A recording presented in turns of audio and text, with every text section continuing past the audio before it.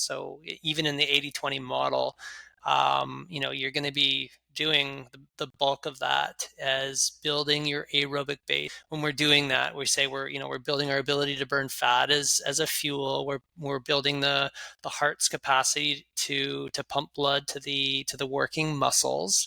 But even having that 20%, or even call it 5 or 10%, you want to do at least one session per week, potentially two, as a little bit harder kind of work.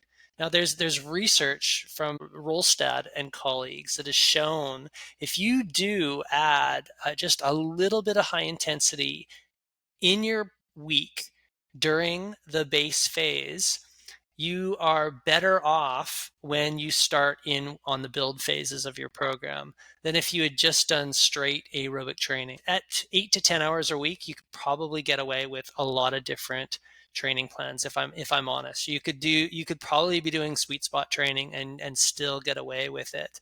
But you would, if you're stressed, you would run a little bit more of the risk of kind of going towards that overtraining. But a lot of people can still handle that too.